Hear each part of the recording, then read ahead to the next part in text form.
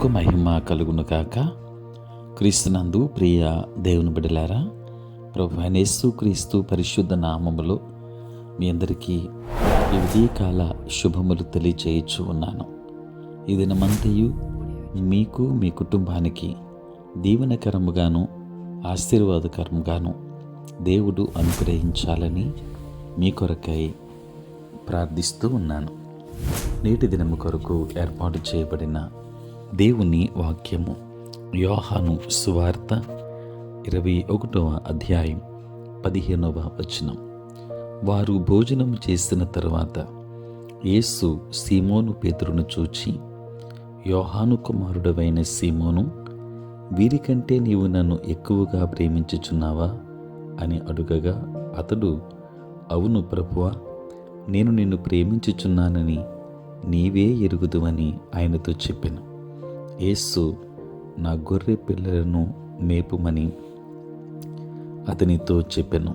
ప్రియులారా, నేటి దినము కొరకు ఏర్పాటు చేయబడిన ధ్యానాంశం, నన్ను ఎక్కువగా ప్రేమించుచున్నావా?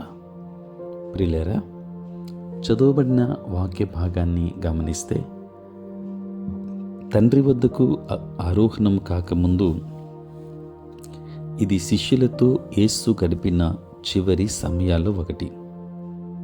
మనుష్యుల చేతుల్లోకి దేవుని సమస్త ప్రణాళికను అప్పగించడానికి కొన్ని గంటలే ఉంది.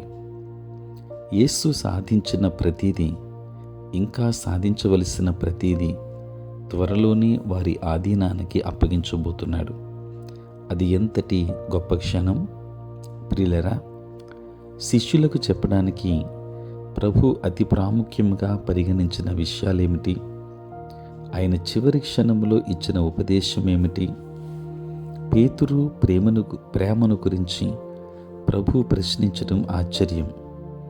ప్రభు ఎవరో ఎరగనని పేతురు 3 సార్లు ఉపేక్షించాడు.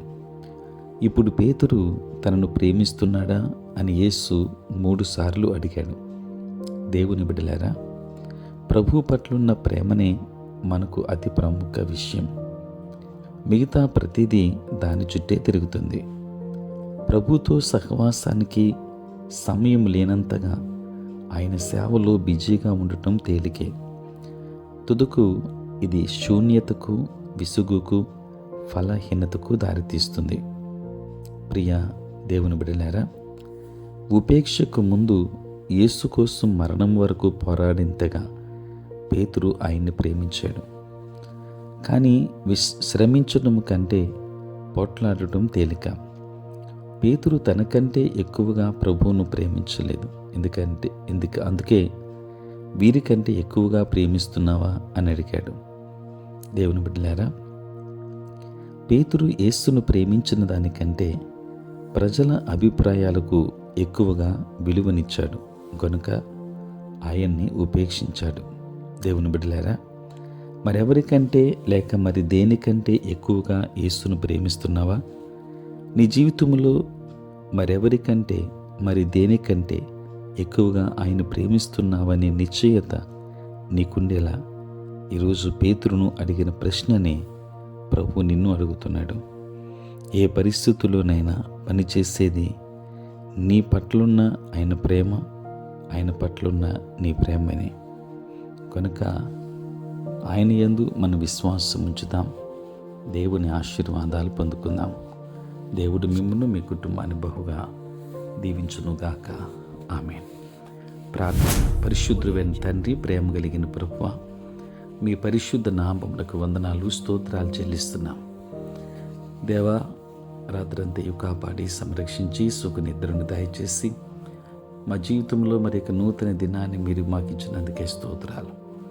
ఈ దినమంతా కూడా మీ సన్నిధి మాతో ఉంచండి. మీ ప్రసన్నత మాకు దయచేయండి నాయన. నేటి మా పనులలో, ప్రయాణములలో, పరిచర్య అంతటిలో తోడుగా ఉండండి. ఉద్యోగస్తులు, వ్యాపారస్తులు, కష్టపడి పని చేసుకుంటున్న బిడ్డలందరినీ దీవించండి. బలహీనులైన వారిని బలపరచండి. సమాధానంలో వారికి సమాధానమునివ్వండి. ఉద్యోగస్తులను, వ్యాపారస్తులను, కష్టపడి పని చేసుకుంటున్న బిడ్డలందరి మీద నీ కృపాహస్తమునుంచండి. రక్షణ లేని వారికి రక్షణ భాగ్యాన్ని ఇవ్వండి.